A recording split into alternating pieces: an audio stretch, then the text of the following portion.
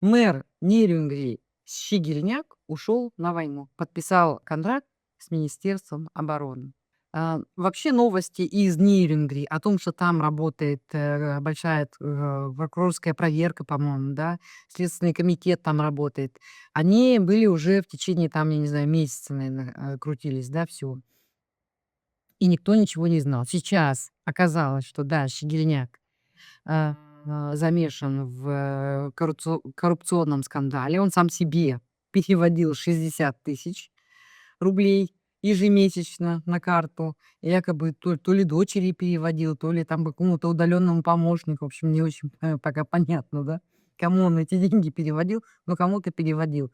Плюс к тому же он жил в государственной квартире, которую потом переписал на себя. Вот, я думаю, что за это тоже зацепились люди.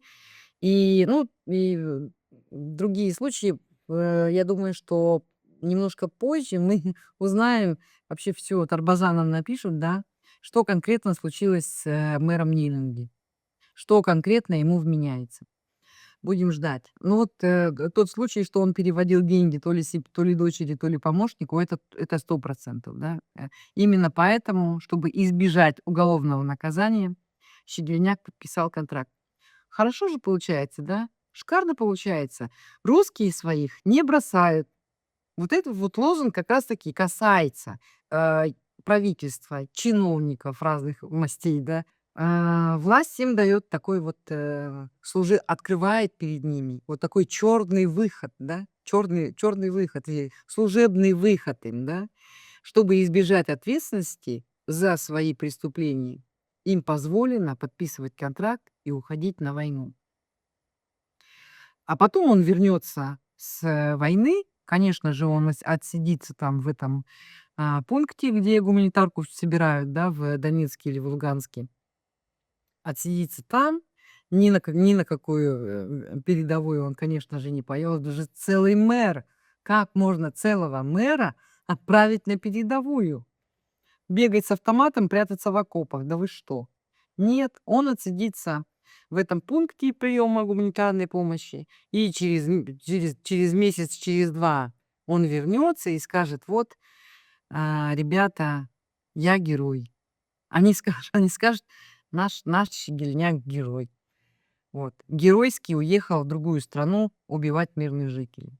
И все, конечно же, ему простят. Еще книгу напишет, воспоминания, как я был на этой войне, да, как я воевал доблестно. Очень удобная схема. Можно убить человека, да.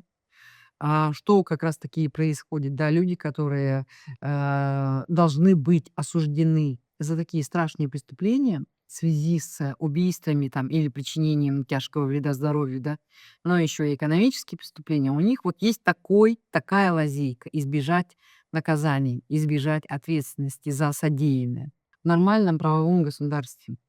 Где вот вообще такое видано, чтобы ты преступник, подписываешь контракт с Министерством обороны, и с тебя снимают, всю ответственность уголовную, с тебя снимают судимость. Где, в каком государстве вообще это видано? Если ты преступник, то ты должен быть осужден судом, желательно прилюдно, да, чтобы люди все это знали и видели, и должен отбывать свой срок. А здесь у нас получается, что все.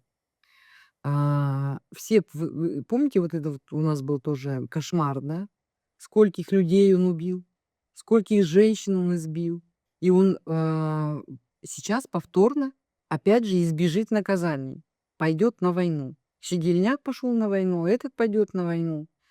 Другие тоже, преступники всех мастей могут подписать контракт с Минобороны, и потом они же вернутся. Они же все вернутся к нам и будут жить среди нас, среди жителей Республики Саха. И смотреть, ходить с гордо поднятой головой, а погибшим будут открывать парты героев, да, и чтить их память.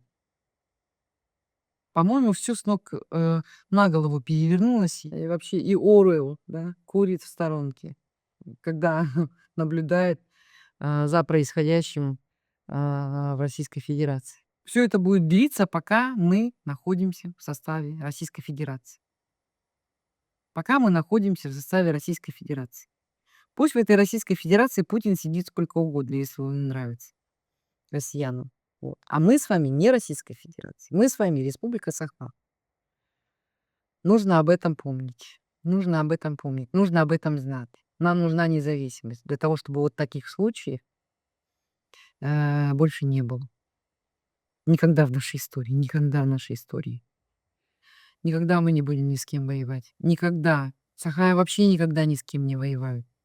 Только бедные шли по приказу из Кремля воевать и умирали. Тысячи не умирали на чужих войнах.